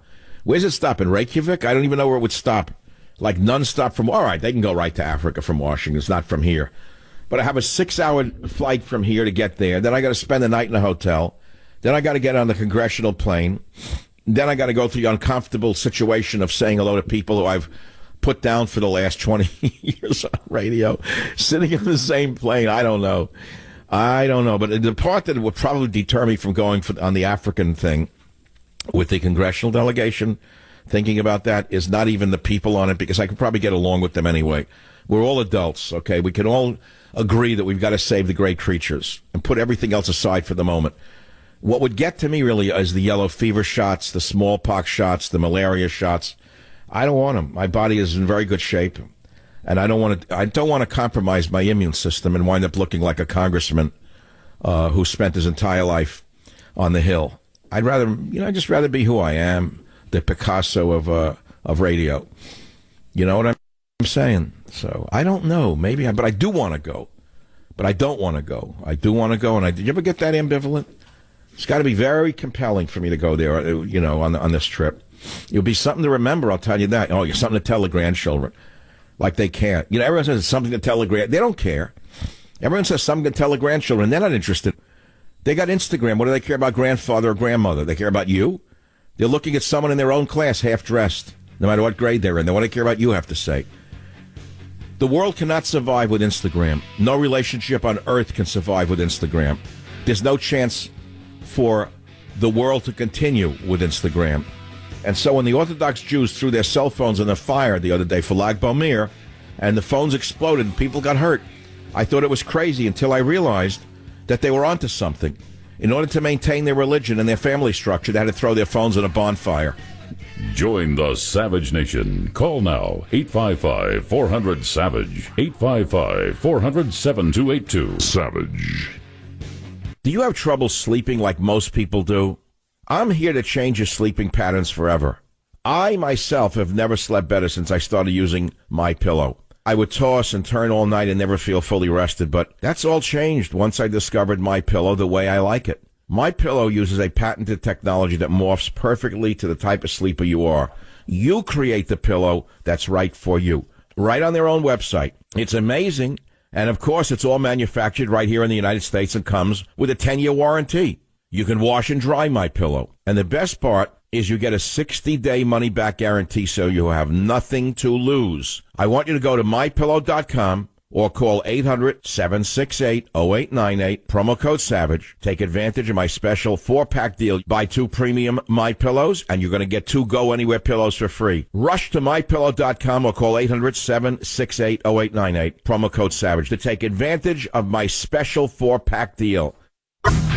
I've been talking today about, do you want a revolution in the U.S.? And what do you envision would happen? And other than Bernie Sanders, who could win as an open socialist? Do you know how many were killed by communism in the last century? And it's just all triggered because I've been talking about May Day, May 1st, and the American violent Maoist movement in Los Angeles who was calling for armed revolution. And so I pulled a piece from the archive from 2015 about Chairman Mao Zedong, how he conducted his takeover in China and how many Chinese were killed as a result of his desire for equality and fairness. 30 million people died. So watch out for the rhetoric about equality and fairness and how evil capitalism is. Many of you are so dumb. Many of you so believe the communists in the media. Many of you believe that Donald Trump is the most evil man the world has ever seen. And that is because you are the useful idiots that were talked about, that brought about the communist revolution that cost over 20 to 30 million lives in Russia. We're going to talk about Mao's tactics and how the American left are practicing all but the killings. How Mao Zedong was the father of political correctness. How American colleges and schools are mimicking Mao's China with indoctrination on behavior, climate, sexuality, food, and so on. I said to my staff, get Obama saying how his children understand global warming, but older people do not. The same exact pattern, only Mao killed the older generation using the Red Guards, murderous children as young as 10, like the mobs we have seen in Baltimore, Oakland, and Ferguson. And then I said, planning show about Mao. About 1 in the morning I wrote this. See, I really never stopped producing my show. People know that.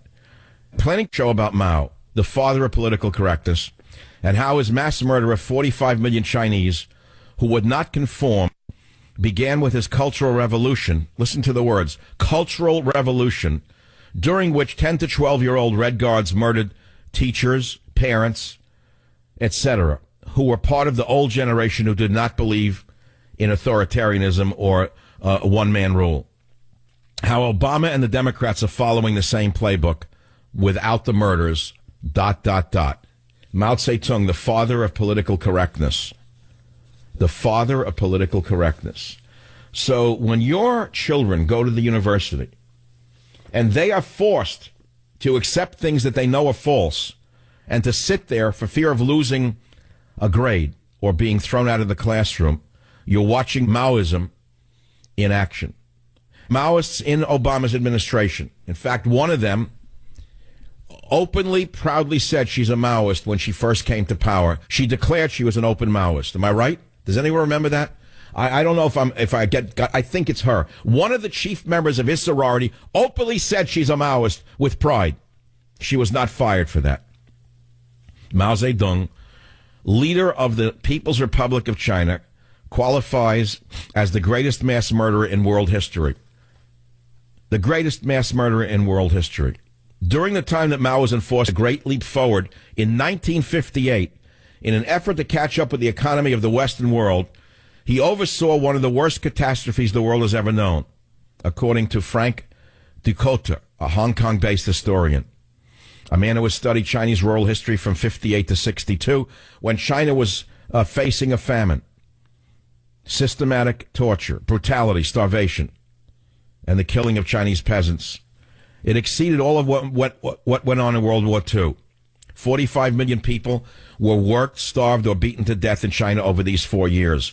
The worldwide death toll of the Second World War was 55 million. 45 million of them killed in China.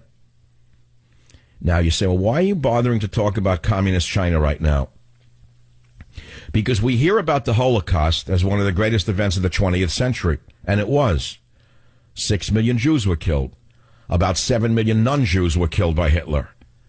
And this is very similar to the Cambodian communist dictator Pol Pot's genocide multiplied 20 times over. And the biggest part of this story is the Cultural Revolution, when people were forced to conform to what you call political correctness. It came directly from that period of human history. 13,000 opponents of Mao Zedong's new regime were killed in one region alone in just 3 weeks. And this is by fellow Chinese. So those of you who have the illusion that your military will not turn on you are crazy. Those of you who think that your military are all above doing that are nuts. You know nothing about history. Look at what the Soviet military did during Stalin's time. Look at what the Chinese did during the time of Mao Zedong. No, they'll turn on their own kind. What do you think, because white doesn't turn on white? I like a lot of you think that white people love each other. You have this concept that there's some solidarity in a race. Ha! Ask the Soviets about that. Ask the Chinese about that. If you have that juvenile view of racial solidarity. Murdered for Mao, the killings China forgot. And the most important part of this are the Red Guards. I want to focus on that for 1 minute. The Red Guards, Mao's enforcers. And what was that? Well, his great leap forward led to the massive starvation of Chinese people. Millions of Chinese to death because of Mao Zedong's insanity. Very much like any other government bureaucrat, he wanted to stamp out his failures. And so, what he did was he created enforcers called the Red Guards, an army of children and young idiot adults who were used to kill or beat up anyone not towing the Maoist line. Teachers were first targeted, like they are today on campuses. Any intellectual, educators targeted. Did you know that any artifacts of Chinese history were targeted? And a favorite method of these people was to whip their elders with the heavy metal buckles on their leather belts. The violence began at the bottom. Everything was very carefully planned at the top. There were constant messages going from the party, the Communist Party, to the students. The beatings, the beatings, the beatings. I'll tell you more about that. How the students first confronted the teachers for not conforming to the political correctness and repeating the big lie, and then how they were tortured and killed. And you say, well, what does this have to do with today, Michael? Where are you going with this? Is this nuts? Why aren't we talking about the election? I am talking about the election because there's only one man on the stage who can stop this. I know how things begin, and I know how they end. And unless this madness of political correctness, I don't even like the word, unless this madness of Maoism is stopped in this country, the worst is yet to come. Savage. Many of you are naive children. You were raised on Ritalin and communism, and you don't know what you're talking about.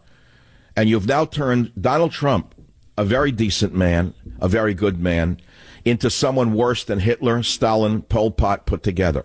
That's how sick it's become in this country. And I blame Jeff Zucker of CNN for most of this. He is an enemy of the people.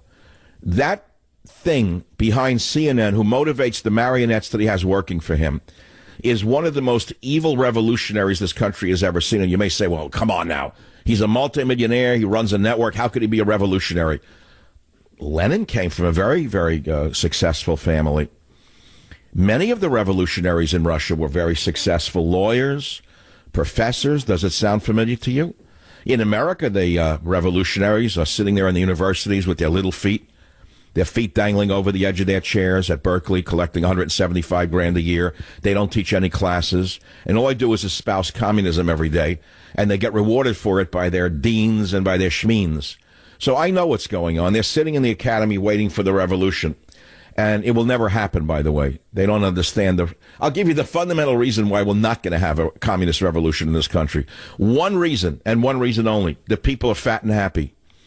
If there is no starvation in the land, there's no revolution. Did you know that? The people are simply too fat and too happy. Have you gone to an event recently? Have you walked in a mall recently? Have you seen the swollen feet, the bloated bellies, the ham-sized arms? Do you understand what that means? It means the people are fat and happy. They're not going to revolt, ever. A revolt usually occurs when people are starving. There's no starvation in America. Remember a few years ago, the left was pushing the starvation rhetoric in the inner cities? That there was no starvation. There never was. There's an obesity epidemic. So obesity is the best friend of America. You can write that down. Obesity is the safety valve of America. We actually have to thank McDonald's and Burger King and Kentucky Fried Chicken for keeping America safe from the Bolsheviks. In fact, I think people should go out and buy these meals for some of the revolutionaries. They might be happier. They would be less gaunt, and the professors would be less likely to put a scarf over their face and come down in the streets and beat up police horses. If they'd stop being vegans and have a decent meal, we could probably stop the revolutionary rhetoric. If 90% of these vegan professors from Columbia, Berkeley, NYU, who put masks on their face and go out and break windows during their off hours, were to go out and have a steak and French fries and a glass of red wine, I think the country would be a lot safer. I could see the topics not taking with you. You want the basic meat and potatoes. You want the bacon and eggs. I try to give you filet mignon on the communist revolution. I gave you a brilliant monologue, unlike anything you're ever going to hear on radio this week. So I'll go to the nails, the hammer, the nail gun. Rudy Jewel E. Annie. That's all you want to hear. Jewel E. Annie. Stormy Daniels. That's what you're ready for. Stop this stuff, Mike, about Russian Revolution stuff. We're not ready for that. We want to talk about Rudy Jewel E. Annie. He's finished. He's done. He's toast. He's gone.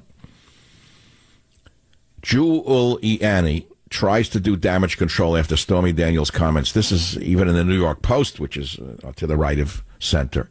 Everyone knows he screwed up. Everyone knows he was 6 sheets to the wind. Someone corrected me on, at least my analysis is that I don't know that he was 6 sheets to the wind. He could have been 6 cans of Rayo's to the wind, for all I know. He could have been 6 ounces of pasta to the wind. He could have been 6 eggplant parmesans to the wind. I have no idea what he was on, but he was definitely off the other night on a Nail Gun show. And Trump called him out. He put him down today. He said he just started a day ago. He's learning the subject matter. Do you know what a spanking that was? Don't tell me that Trump likes him. I think he's going to be shown the door very slowly. And he's going to be back dining with the Southern District of New York prosecutors who he was trying to appease on Wallbanger's show. He's past his prime. He did a great job in his day, but he's not sharp anymore. He missed it. He was slurring. Everybody saw that. So that's, you can talk about that. I mean, Stormy Daniels, that dirtbag. I don't even want to mention the name. Do you think that my ancestors suffered through the plague and pogroms so that their descendant in the year 2018 could sit here and talk about a dirty whore or a stripper? Don't tell me adult film star. Don't even use those words around me. It's a disgrace to use those words about her. All the mothers in this country, all the decent women in this country, they have to watch this filth try to bring down a president. And why are they able to do it? Because of Zucker on CNN. Because of the deviants on MSNBC. The perverts and deviants on MSNBC would rather talk about a hooker and a stripper than talk about the jobs, than talk about North Korea, talk about victories. They'd rather talk about a filthy, disgusting degenerate. Why? Because that's where their mind is, in the gutter. That's where it's always been. I'll be right back. Join the Savage Nation. Call now, 855-400-SAVAGE, 855-400-7282. Savage. The Savage Nation is sponsored by Swiss America, the only company I trust with my financial future. Call 800-289-2646 or SwissAmerica.com. Not long ago, it felt good to withdraw your cash from the bank, to expand the business, to go on vacation, to buy a new car, remember? But today, withdrawing your own cash has become very, very risky. Listen, according to The Secret War on Cash, a new Swiss America white paper I just read, it made my hair stand on end. You better be careful when you go to the bank. I learned why banks are now required to spy on you and I for the government. And then they report any financial behavior deemed suspicious or unusual. What does that mean? Get The Secret War on Cash now by calling 800-289-2646. 800-289-2646. Did you know simply spending cash today is enough to get you branded as a potential criminal? You heard me. You better read The Secret War on Cash. It's free by calling 800-289-2646. The new war against cash is really a war against all freedom-loving Americans. Find out how to survive and thrive by reading The Secret War on Cash. It's free if you call 800-289-2646. What you're witnessing now is a continuum of history. Obama was a reaction to Bush's Iraq war. Obama presented himself as a man of peace, remember? He lied about that. He lied about everything. But He said he was a man of peace. He was not going to get involved in foreign wars. Remember that? So Obama was a reaction to Bush's Iraq war. Trump was a reaction to Obama's racism, anti-white rhetoric, anti-police rhetoric, and anti-capitalist rhetoric. That was the reason Trump won. The next election, whether it's at the end of this term or another 4 years, which I suspect will be true, and I hope so, I suspect we're going to have a socialist candidate. Something on the order of a younger Bernie Sanders, if such a person exists. He's too old, he's too crumpled, he's too unattractive. But that rhetoric is what the left is now using to sell their bill of goods, as though it's all brand new and no one ever heard it before. And what they're doing, the Democrats, is appealing to the extreme left, the Antifa fascist wing of their party. Even Hillary Clinton the other day gave away what their new strategy is. Do we have that, Clint? Of Hillary Clinton saying that one of the reasons she lost was because she was a capitalist, if you can believe this. So I know what she represents. I know what the entire Democrat Party represents. Play it when you have it. I want them to hear this. You may be the only presidential candidate since World War II that actually had to stand up and say, I am a capitalist. And you did. Did it hurt you? Probably. I mean, you know, it's hard. It's hard to know, but I mean, if you're in the Iowa caucuses and 41% of Democrats are socialists or self-described socialists, and I'm asked, "Are you a capitalist?" and I say yes, but with appropriate regulation and appropriate accountability. Turn the hag off. Turn the hag off for appropriate regulation, but no regulation of the Clinton Library, no regulation of any of your cronies, no regulation of your friends in Wall Street, no regulation at all. Just regulate conservative media, that's all. But let's get to the bigger point. She is going to use the rhetoric, and so will her party, of the far left. That's Gavin Newsom. That's Kamala Harris, who came and went. They ran her up the flagpole, and she didn't sell. So they dropped her, so now they're talking about someone else. They're going to find somebody to push the socialist agenda, screaming about anti-capitalism, and that's going to be, whether it's at the end of this or the end of the 6 years, whatever it comes down to. So it leads me to a couple of questions as I take you through the Russian Revolution in a little bit of detail. We're going to explore the bloody Bolshevik takeover that changed the entire world and how 30 million people died in the last century who embraced the communist rhetoric that Hillary Clinton and Bernie Sanders, and in fact the entire media, puts down your throat every day, and so do every school in the United States. With almost rare exception, the schools are teaching communism. And all I can say to you is I will do everything I can while God gives me the presence of mind and the voice to maintain this great nation of ours the best I can. And earlier I explained the Russian Revolution, how U.S.-based media is trying to overthrow the Trump government using all the tactics of propaganda that have been used from the beginning of time. And those are the topics. That's all there is to it. So I'm not going to get drawn into the swamp of talking about collusion. See, that's a swamp as well. We keep hearing about the swamp, but if everything you hear all day long, 3 hours a day, is about Trump and collusion, I'm out of there. I'm gone. I'm not on that playing field. Enough is enough already. I mean, you know where I stand on the issue. Why must I talk about it every day? Why? I won't. That's all. I'll talk about what I talk about. A free country and a free medium, that's all. The reporters today are the Bolsheviks of today. They're working hand in glove with the extreme left, the Antifa domestic terrorists, to bring about a revolution in the United States of America. They want revolutionary violence against the capitalist state. Make no mistake about it, the reporters today are working to bring about a Bolshevik revolution. Savage.